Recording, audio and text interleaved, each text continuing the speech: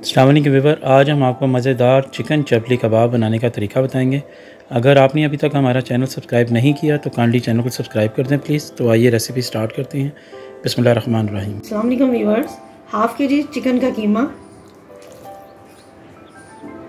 1 teaspoon नमक, 1 teaspoon कुटी लाल मिर्च, 1 टीस्पून पिसी लाल मिर्च, 1 टीस्पून पिसा हुआ धनिया, कटी हुई 2 हरी मिर्चें, हाफ टी स्पून ज़ीरा पाउडर, हाफ टी स्पून गरम मसाला, 1 टीस्पून अनारदाना जिसे मैंने कूट लिया, 1 छोटा टमाटर जिसके मैंने बीज निकाल लिए हैं, उसके चॉप कटिंग की हुई, 1 मीडियम प्याज चॉप किया हुआ और उसका पानी निकला हुआ है। कीमे का भी पानी ही निकला होना चाहिए, चाहे आप बीफ का लें, मटन का लें या कोई भी लें, लेकिन उसके अंदर पानी नहीं होना चाहिए। थोड़ा सा हरा धनिया कटा हुआ,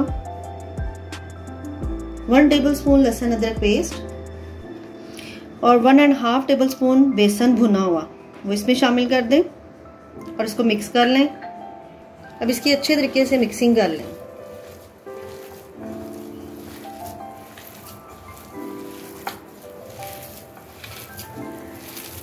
दो 3 मिनट तक इसकी अच्छे तरीके से मिक्सिंग होनी चाहिए। जितनी अच्छी मिक्सिंग होगी उतने ही हमारे चपली कबाब अच्छे बनेंगे। जब ये 2-3 मिनट के बाद अब इसमें 1 अंडा मिक्स कर दें।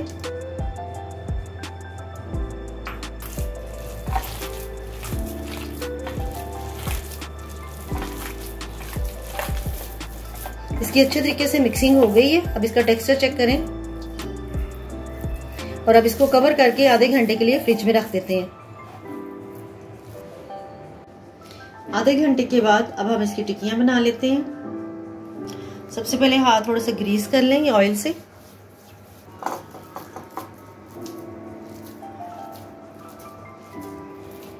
अब आप इसकी किसी भी तरह की कोई भी शेप दे दें।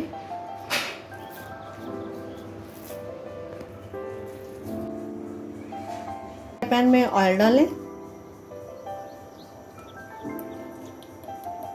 जब ऑयल हल्का सा गर्म हो तो इसमें ये चपली कबाब गोश्त डाल दें।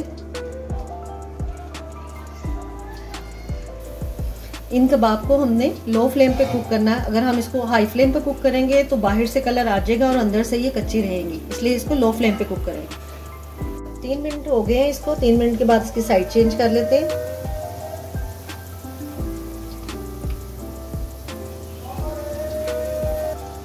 इसके दोनों साइड पे अच्छा सा कलर आ जाए तो इसको निकाल लें। तकरीबन इनको कुक होते 6 से 7 मिनट लगे हैं इनको कुक करने में। और अब ये चपली कबाब रेडी हैं।